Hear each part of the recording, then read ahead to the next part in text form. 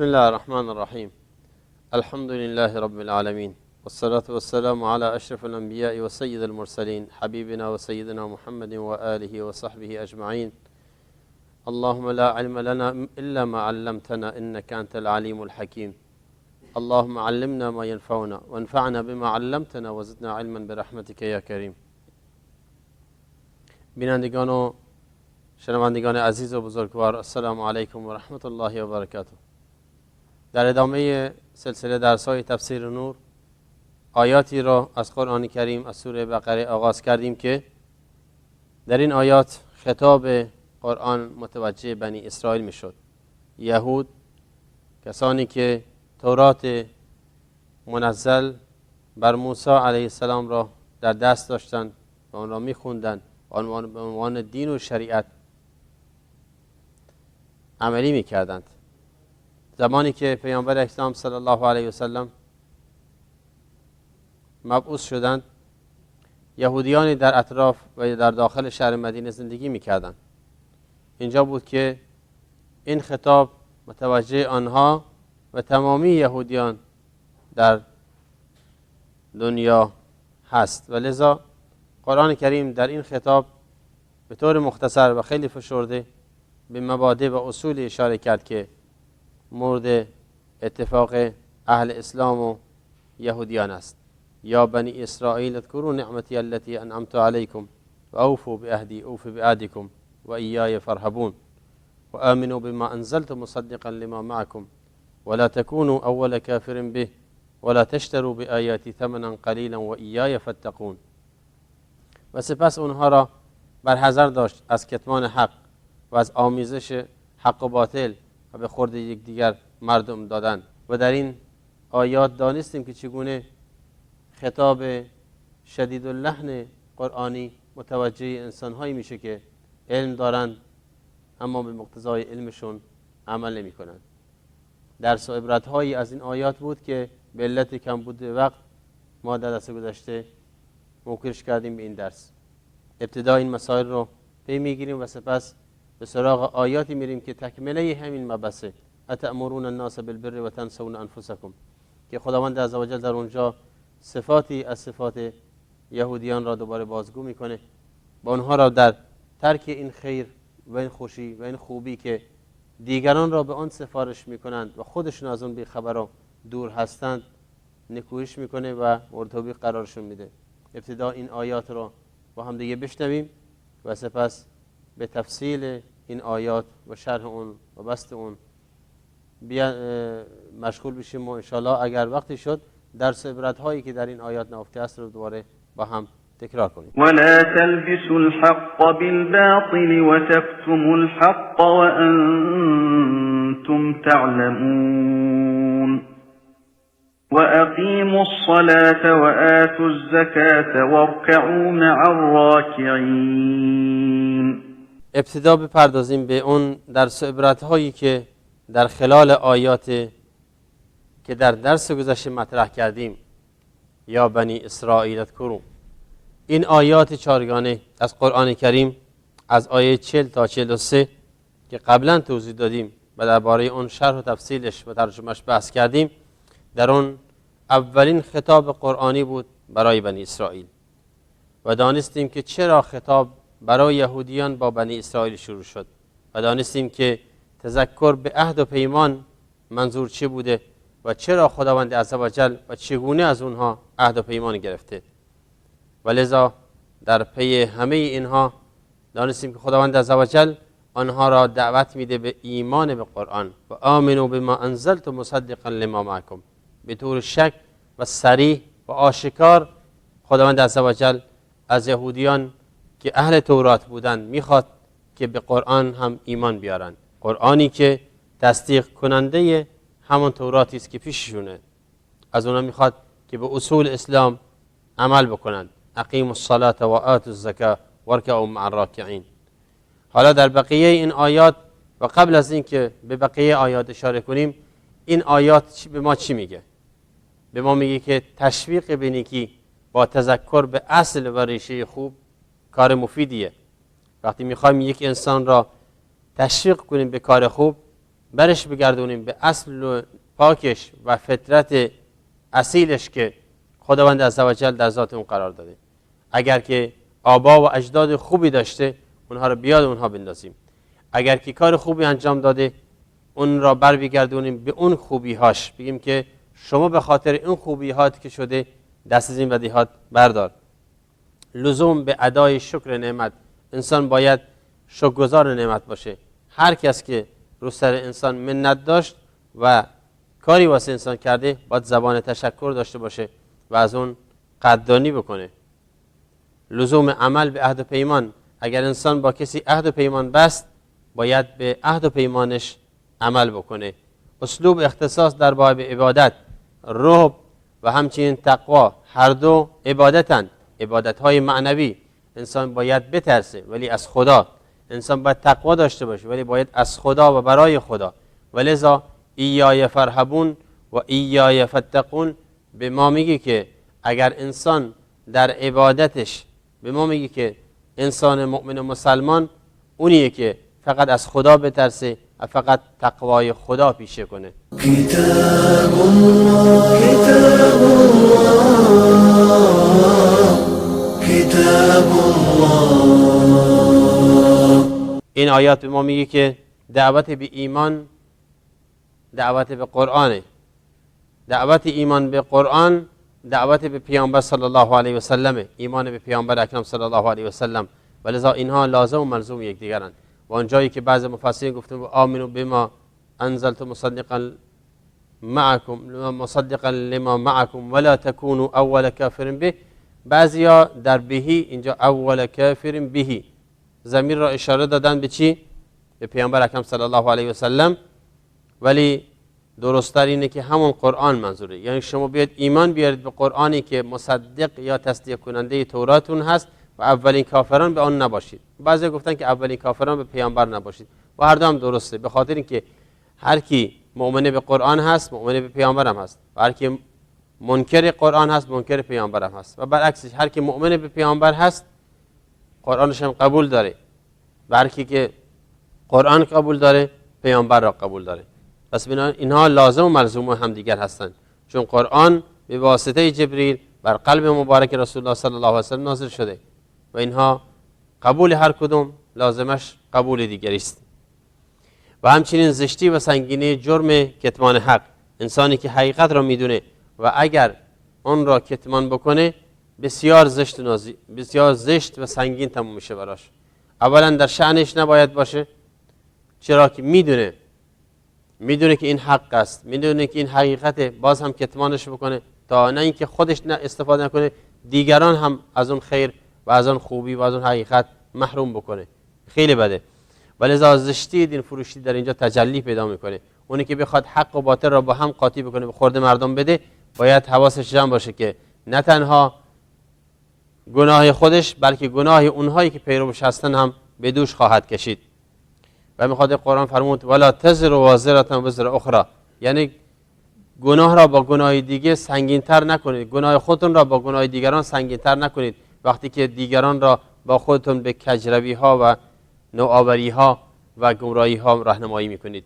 حرمت بازی با نصوص شریعت یکی از درس های مهمه. انسان باید تقوای خدا را رعایت کنه. اگر مطلبی از دین میدونه اون را بی پرده، آشکار، واضح و دقیق به مردم ارائه بده، نه اینکه اون را با نصوص اون بازی بکنه و با کیف و هوا و خواسته ها و امیال خودش اون را به خورد مردم بده. اهل کتاب و سایر کفار مخاطب به جزئیات شریعتند، یعنی اینکه همونطور که ازشون خواسته میشه به پیامبر ایمان داشته باشن، به قرآن ایمان داشته باشن، کلیات دین را بپذیرن، نماز، روزه، زکات و امثال اون که جزئیات عملی اسلام هستن روز قیامت باید پاسخ بدن. از این آیات فرضیت نماز فریضه فهمیده میشه و اقیم الصلاه یعنی نماز بپادارید امر است و دستوره و تخطی از اون گناه کبیره است. و آت الزکات یعنی زکات را ادا کنید. پس ندادن زکات یا منع زکات چیه؟ گناه کبیره است و تخطی از اون جایز و روا نیست. اینها در مورد درس هایی بود که از موضوع قبل مونده بود و حالا ادامه میدیم همین مبحث را با آیات سگانه‌ای که از آیه 44 تا 46 44 45 46 از همین آیات ادامه پیدا میکنه و خطاب متوجه بنی اسرائیل هست ولی مختص آنها نیست. دقت کنید، اتأمرون الناس بالبر، چون خطاب شامل عام هست. درسته در خطاب با بنی اسرائیل آیت قبل شده یا بنی اسرائیل و اقیموا الصلاة و آتوا الزکاة، ولی هیچ وقت قرآن کریم ما یک اصل کلی در تفسیر داریم و اون این که هیچ وقت خطاب قرآنی را مختصر یا خاص اون سبب نزولش نمی کنیم. كتاب الله كتاب الله. اگر در شأن یک شخص یا یک مورد خاص یا واقعه و حادثه آیات نازل شد، معناش این نیست که فقط برای اونها باشه، فقط برای اون شخص باشه، فقط برای اون حادثه و واقعه منحصر باشه، نه، بلکه اونجا یک سببی شده برای نزول اون حکم یا این دستور یا این آیات و لذا شامل تمامی انسانها و تمامی اون موارد مشابه اون میشه. پس بنابراین اینجا خداوند دستور میدهد اتأمرون الناس بالبر و تنسون انفسکم و انتم تتلون الکتاب افلا تعقلون. این آیه 44 از سوره بقره به ما میگه که آیا مردم را سفارش میکنید، دستور میدید به چی؟ بالبر. اینجا ای استفهامی است، ای یعنی هل، یعنی آیا، تأمرون یعنی سفارش میکنید، امر میکنید، دستور میدهید و اینجا مراد سوال نیست، پاسخ هم نمیخواد الله سبحانه و تعالی از ما، بلکه اینجا انکاره، بیش میگن استفهام انکاری، یعنی سوال برای توبیخ. مثل که چرا این کار کردی؟ مسلما وقتی با تندی به لحن شدیدی به کسی بگی چرا این کار کردی، پاسخ نمیخواد، فقط میخواد بگی که نباید این کار میکردی. مفهوم اینه که نباید این کار میکردی، این کار زشتی بود. اینجا هم قرآن میگه اتأمرون الناس، آیا مردم رو سفارش دادید به بر، به نیکی ها، به خوبی ها و انتم تتلون الکتاب و تنسون انفسکم، و شما خودتون رو فراموش کردید. یعنی مردم میگید بیاد ایمان بیارید به قرآن، به مردم میگید که این پیامبر آخر زمان هست، به مردم میگید ما منتظر پیامبر آخر و دین خاتم هستیم، حالا خودتون رفتید عقب کشیدید. واقعا زشته. تنسون انفسکم، ببینید بالبر گفتن بر همون خوبی است ولی به معنای تمام و کاملش. ممکنه احسان همون بر باشه، تقوا همون بر باشه که در قرآن اومده، عمل صالح همون بر باشد. پس بر در کلمه عربی، در لغتنامه عربی، به معنای تمامی نیکی هاست، تمامی نیکی ها، چه عقیدتی باشه، چه عملی باشد و چه به شیوه های گوناگون، بر انسان باشه، بر موجودات دیگه باشه، بر جامدات باشد، هر نوع احسان، خوبی، نیکی که پشت سرش یک نوع تمجید و ستایش هست، به این بر بهش میگن. كتاب الله كتاب الله كتاب الله. پس بنابراین خداوند توبیخ میکنه یهودیان را، میگه که اتأمرون الناس بالبر و تنسون انفسکم، آیا مردم را سفارش بدید به ایمان به قرآن، به ایمان به دین خاتم، به خوبی ها، حالا خودتون فراموش کردید. و تنسون اینجا مراد فراموش کردن نیست، بلکه انسانی که میگه کاملا یادش هست که داره چی میگه، خودش هم یاد، ولی منظور از فراموشی اینه که خودش در عمل عقب مونده، میگه اما عمل نمیکنه. انفسکم در اصل نفس یعنی روح انسان، و چون اصل عملکردهای انسان از روح انسان سرچشمه میگیرد، پس بنابراین فرمود که و تنسون انفسکم، و خودتون رو فراموش کردید، خودتون اولاترید به این خیر، چرا عقب موندید؟ پس بنابراین اتأمرون الناس بالبر و تنسون انفسکم و انتم تتلون الکتاب، واو در اینجا حالی است، یعنی در حالی که شما دارید کتاب میخونید، منظور از کتاب همون توراتشونه، یعنی شما دارید کتاب توراتون مطالعه میکنید، میخونید شبانه روز و میدونید که چه خبرتون.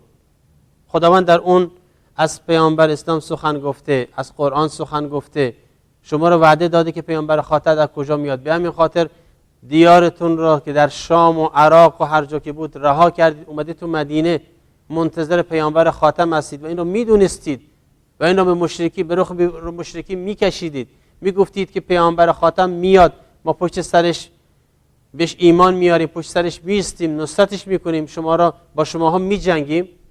ولی حالا عقب موندید، حالا عقب کشیدید. عنادتون، غرورتون، تکبرتون، عنادتون، لجاجتون اجازه نمیده که این حقیقت را آشکار کنید. و انتم تتلون الکتاب، اینجاست که دیگه به قول معروف در اوج نکوهش بهشون میگه که در اوج سرزنش افلا تعقلون، عقلتون کجاست؟ عقلتون پریده؟ آیا فکر نمی کنید؟ نمی اندیشید بین عاقبت بد؟ در ادامه این آیات خداوند عزوجل فرمود که استعینوا بالصبر والصلاة، مایوس نشید.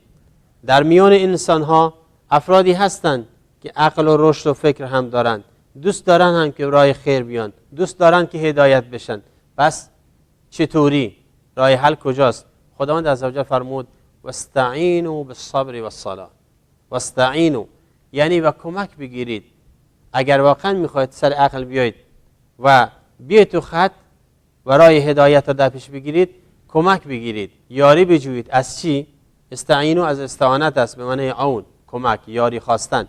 از باب استفعال یعنی طلب اون چیز. وقتی میگیم که استقبال یعنی طلب مقابله یک شخص، یعنی من منتظر هستم یکی بیاد ازش پذیرایی کنم، بپذیرمش.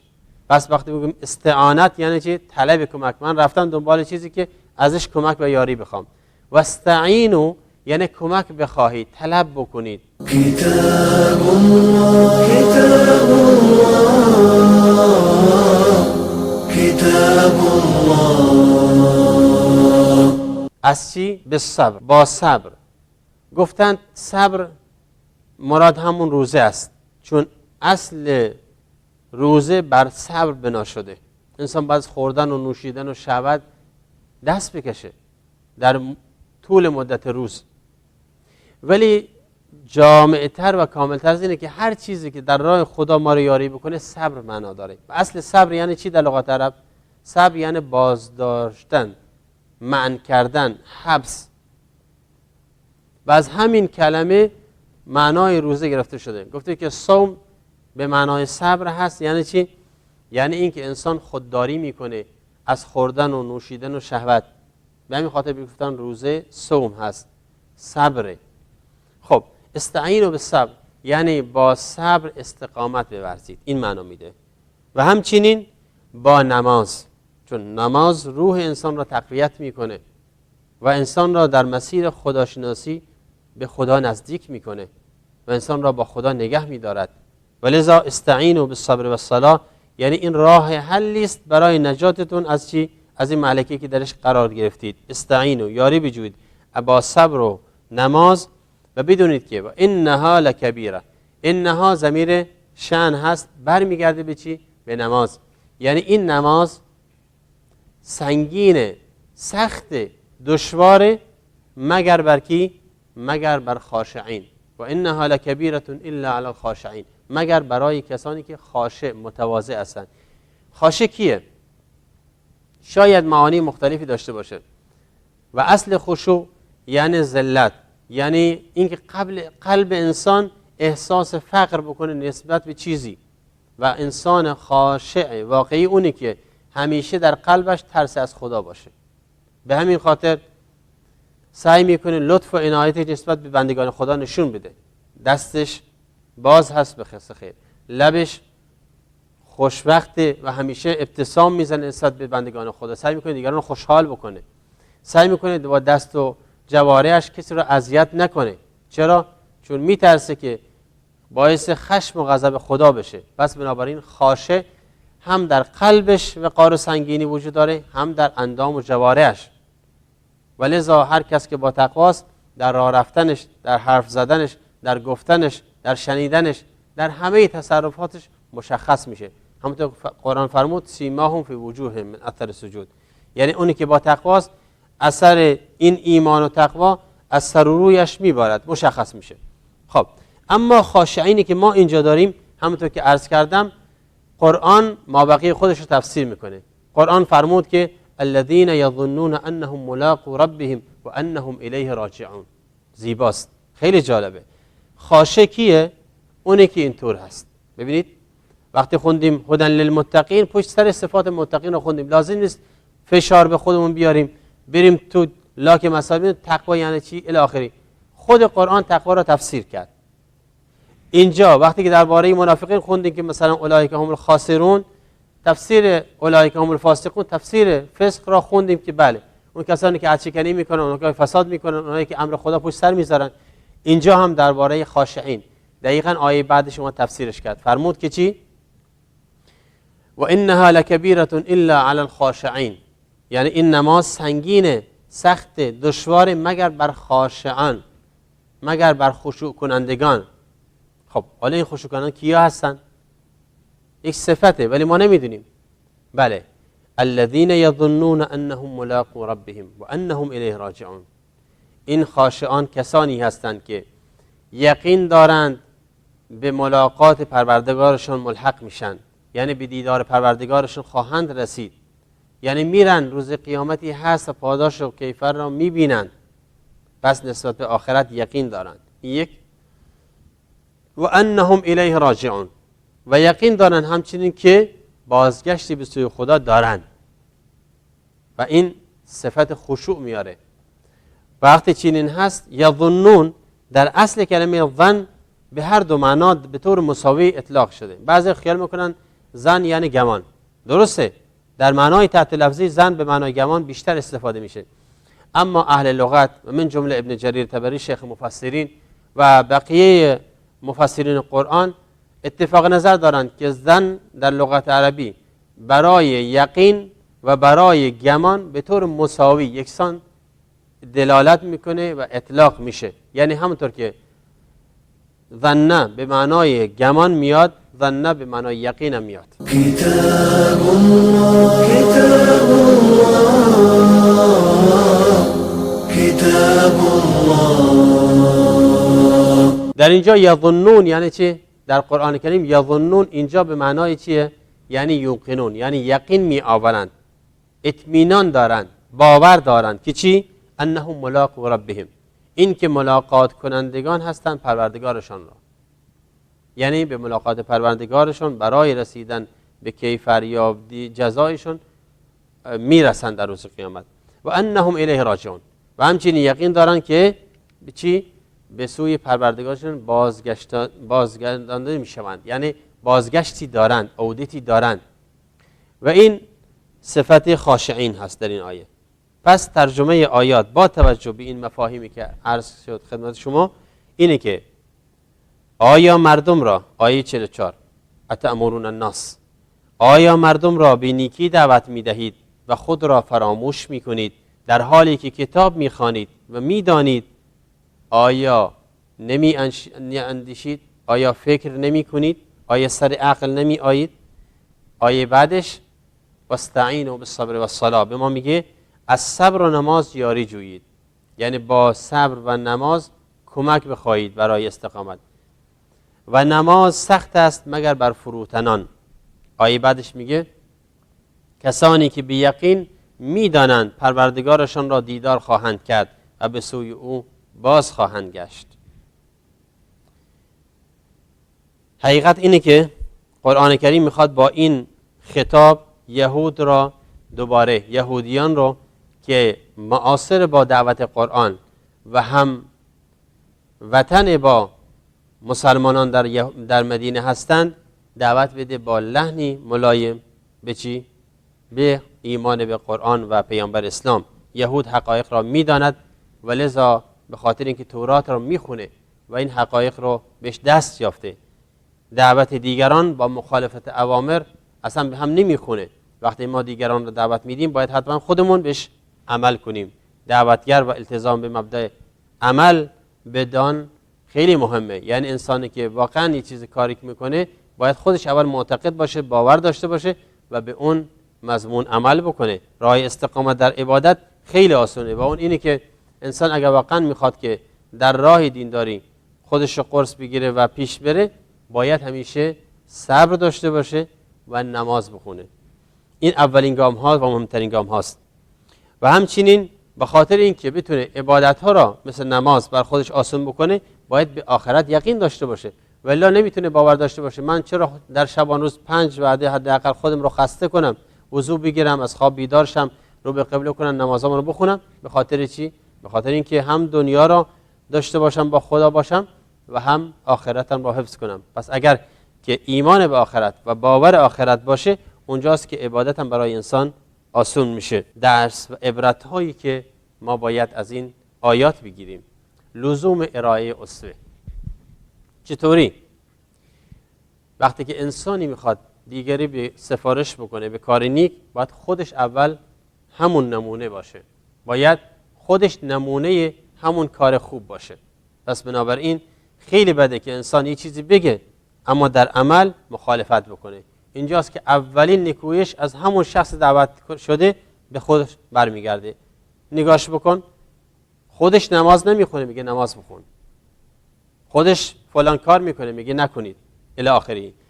اینجاست که در روایات متعدد ما انشالله میخونیم، چون بحثمون الان احتمال داره به درازا بکشه، این که اولین گروهی که شاید در جهنم، از اولین کسانی که میان به شیوه خیلی زشتی جهنم عذاب داده میشن، کیا هستن؟ اون علمایی هستن که مردم را سفارش میکنن به کار نیک اما خودشون مخالفت میکنن با این اوامر. در روایت اومده که پیامبر اکرم صلی الله علیه و سلم فرمود در شب اسراء و معراج، وقتی که از مسیری رد شدم که جهنمیان را دیدم، انسانهایی را دیدم که با قیچی‌هایی از آتش زبانهاشون را برش میدادند و میبریدند. از جبریل پرسیدم اینا کیا هستند؟ فرمود و پاسخ فرمود که اینها خطبای امتت هستند، سخنرانان امت اسلام.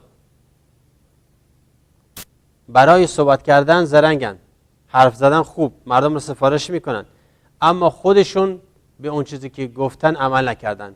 زبانهاشون را از جزاء من جنس العمله، میان روز قیامت با قیچی‌های از آتش زبانهاشو برش میدن، هر چی برش میدن دوباره سر جاش برمیگرده، تا اینکه به همون نسبتی که مردم رو سفارش کرده به کار خوب ولی خودش عمل نکرده، به همون اندازه چی کیفر داده بشه. ولی عزب الله، از خدا میخوایم ما از اونا نباشیم. همچنین در روایت اومده که پیامبر اکرم صلی الله علیه و سلم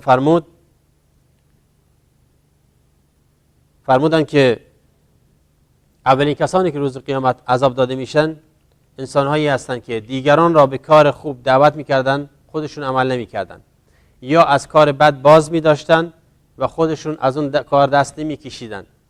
اینها والعیاذ بالله میان در جهنم اینقدر شکنجه میشن و عذاب میکشن که روده هاشون از شکماشون میاد بیرون و دور اون چون نمیتونن حرکت بکنن، دور سر خودشون مثل بلا نسبت الاغی که در یک جا بسته و دور سر خودش داره پیچ میخوره، اینطور میپیچه تا اینکه همه اهل جهنم بر اون رحمشون میاد، میان جمع میشن میگن که چته یا فلان، تو که بهتر از ما بودی، ما رو دعوت میکرده به کار خیر، ما رو باز میداشت از کار بد. میگفت آره. اونجا دیگه اعتراف میکنه، میگه بله من سفارش میکردم به کار خیر ولی خودم انجام نمیدادم، من نهی میکردم از کار بد ولی خودم انجام میدادم و مرتکب میشدم. خیلی زشت و زننده است. پس امت اسلامی کمبود اسوه خوب داره و اگر امت خطبا، سخنرانان، دعوتگران و مبلغان دین واقعا به این حقیقت برسن، باید اول خودشون رو اصلاح کنن بعد جامعه. کجروی در عمل از عالم و مبلغ دین بسیار زشت و زننده است، هم در دنیا هم در آخرت. خودفراموشی کسی که به گفته هایش عمل نمی کند خیلی سنگینی واسش تموم شه. عبادت راه استقامت در حقه. کسی میخواد در مسیر حق استقامت بورزه، عبادت انجام بده. به همین خاطر پیامبر اکرم صلی الله علیه و سلم از اولین آیاتی که بهش نازل شد از سوره مدثر و مزمل این بود: قم اللیل الا قلیلا، یعنی نماز را به پا دار در نیمه شب تا اینکه تقویت بشی، روحت به خدا نزدیک بشه، جان بگیری، از الهام بگیری از خداوند عزوجل. یا فرمود: یا ایها المدثر قم فانذر و ربک فکبر و ثیابک فطهر و رجز فهجر ولا تمنن تستکثر. این آیات انشاءالله بهش میرسیم در جزء 30. ولی خداوند میخواد به پیامبرش بگه خودت برای خودت زاد توشه اندوخته کن، با خدا انس بگیر، به خدا از خداوند تقویت بخواه. با چی؟ با عبادت. و همچنین ایمان و یقین به آخرت که عبادت رو واسه انسان آسون میکنه. یعنی اگر انسانی به خداوند، اگر انسانی یقین به آخرت نداشته باشه، عبادت واسش سنگین و گران تموم میشه. پس بنابراین ابتدا باید ایمانمون نسبت به خدا و ملاقات و دیدار پروردگار قوی بکنیم تا اینکه در هنگام دست بستن در مقابل خدا برای عبادت حاضر باشیم و هر لحظه لبیک. لقد انزلنا إليكم كتابا فيه ذكركم أفلا تعقلون. بزرگوارانی که پای صحبت قرآن نشستید و از قرآن میشنوید و از قرآن میفهمید، امیدوارم که این برنامه ها تذکری باشه واسه بیدار شدن وجدانهای به خواب رفته انسانهای مؤمن، انسانهایی که حقایق را فهمیدن ولی با ندانم کاری هایشون سست می جنبند، اونهایی که دنیا را خیال کردن میدانگاه آزادی است که میتونن هر طور باش زندگی کنن. اینطور نیست. بالاخره یک روز این دنیا و این میدانگاه برای ما بسته میشه و آن زمان است که باید ندامت ها بکشیم. سعی کنیم با خداوند انس بگیریم، با قرآن و کلام وحیش آشنا بشیم و از اون الهام بگیریم و راه خودمون را در دنیا پیدا کنیم. موفق و مؤید باشید. و صلی الله تعالی و سلم علی نبینا محمد و آله و صحبه اجمعین والحمد لله رب العالمین. كتاب الله